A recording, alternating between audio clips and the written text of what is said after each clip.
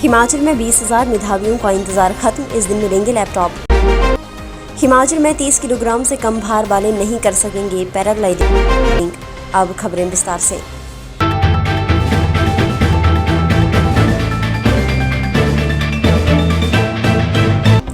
हिमाचल प्रदेश के बहुतकनीकी संस्थानों में शैक्षणिक सत्र 2022-23 में नए सिलेबस के साथ पढ़ाई होगी। इस सिलेबस में इंटरनेट, आर्टिफिशियल और क्लाउड कंप्यूटर सहित वैकल्पिक विषयों को भी जोड़ा जाएगा। इसके अलावा इस संस्थानों में सितंबर महीने में शुरू होने वाले शैक्षणिक सत्र में क्रेडिट सिस्टम भी शुरू होगा। नई शिक्षा नीति में तकनीकी शिक्षा में कई बदलाव हुए हैं।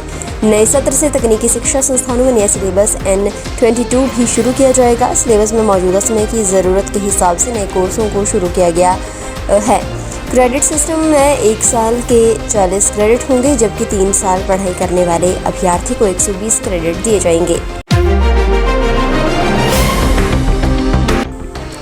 हिमाचल प्रदेश की राजधानी शिमला के बाद अब पुलिस मैदान धर्मशाला में एक बार फिर प्रधानमंत्री नरेंद्र मोदी का संबोधन हो सकता है। ये संबोधन 17 जून को प्रस्तावित देश भर के मुख्य सचिवों के सम्मेलन से पहले होगा। इस दौरान प्रधानमंत्री नरेंद्र मोदी करीब 1 लाख युवाओं को संबोधित करेंगे। जानकारी के मुताबिक भाजपा युवा मोर्चा विजय संकल्प रैली का आयोजन करने जा रहा है। इस रैली की अध्यक्षता करने के लिए भाजपा प्रधानमंत्री नरेंद्र मोदी से समय मांग रही है। इसके लिए बातचीत चली हुई है। अगर हरी झंडी मिली तो प्रधानमंत्री नरेंद्र मोदी मुख्य सचिवों की बैठक से पहले धर्मशाला में भाजपा युवा मोर्चा की विजय संकल्प रैली की अध्यक्षता कर सकते हैं।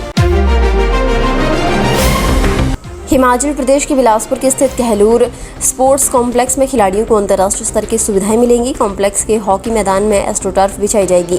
हैंडबॉल और कबड्डी के लिए अंतर्राष्ट्रीय स्तर के अलग अलग इंडोर स्टेडियम तैयार किए जाएंगे। 9.5 करोड़ रुपए से तैयार किए गए सिंथेटिक ट्रैक के मैदान में आर्टिफिशियल घास लगाई जाएगी। बुधवार को युवा सेवाएं एवं खेल विभाग के निदेशक राजेश शर्मा ने कहलूर स्पोर्ट्स कॉम्प्लेक्स का निरीक्षण किया। मुख्य बौद्ध मंदिर मैक्लोडगंज में तिब्बती युवाओं के लिए 2 दिवसीय टीचिंग शुरू हुई। पहले दिन तिब्बती धर्मगुरु दलाई लामा ने आचार्य चौघाता रचित प्रतीतीय समुत्पाद स्तुति पर प्रवचन दिए। दलाई लामा ने कहा कि गुरु को आधार रखें तो हमारी सभी प्रकार की बुराइयां नष्ट हो सकती हैं। गुरु के मार्गदर्शन से हम अच्छा इंसान बन सकते हैं। ये जीवन पानी के बुलबुले की तरह नश्वर है, कभी भी नष्ट हो सकता है। उन्होंने कहा कि जब तक आकाश है तब तक मैं भी प्राणियों की सेवा करूंगा। जो शत्रु और मित्र हैं वह हमारे मन के द्वारा बनाए गए हैं। हमने ही अपने मन में मित्र और शत्रु बनाए हैं।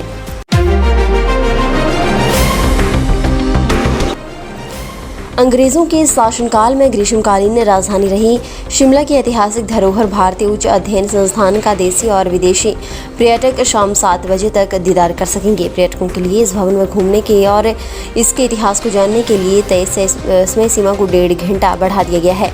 पर्यटन सीजन के चलते निर्णय लिया गया है। फिलहाल ये व्यवस्था 15 जून तक रहेगी। इसके बाद समीक्षा करने के बाद समय सीमा को अभी आगे जारी रखने के लिए निर्णय लिया जाएगा। संस्थान ने पहले भवन में रोजाना गाइडेड टूर की समय सीमा 5:30 बजे तक निर्धारित की थी। इसे अब 7 बजे कर दिया गया है। रोजाना यहाँ करीब 1000 देसी विदेशी सैलानी आते हैं।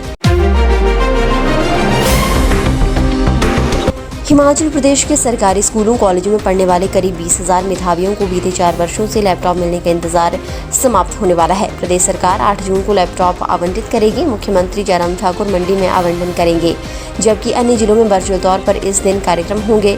विधानसभा स्तर पर शैक्षणिक सत्र 2018-19 और 2019-20 के मेधावियों को लैपटॉप मिलने हैं। विधानसभा चुनाव से पहले जयराम सरकार अपने कार्यकाल में पहली बार मेधावियों को लैपटॉप देगी। हिमाचल प्रदेश में 12 वर्ष से कम आयु और 30 किलोग्राम से कम भार वाले वायु क्रीड़ाएं नहीं कर सकेंगे। पहले 40 किलोग्राम वजन की शर्त रखी गई थी।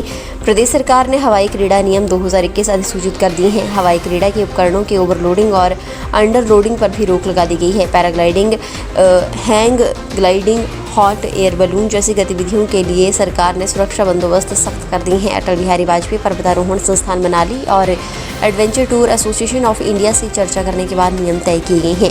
पर्यटन एवं नागरिक उड्डयन विभाग के नए नियम राजपत्र में अधिसूचित किए गए हैं।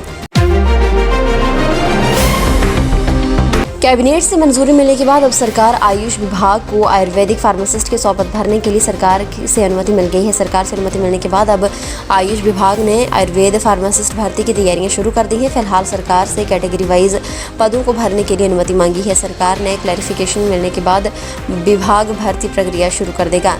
आयुर्वेद फार्मासिस्ट के लिए कुल 100 पदों की भर्ती की जानी है। इनमें से 50 पद बैच वाइज आधार पर भरे जाएंगे और 50 पद कर्मचारी चयन आयोग की ओर से सीधी भर्ती के आधार पर भरे जाएंगे। विभाग के अधिकारियों को कहना है कि सरकार के क्लैरिफिकेशन मिलने के बाद कर्मचारी चयन आयोग को रिक्वेजन भेज दी जाएगी।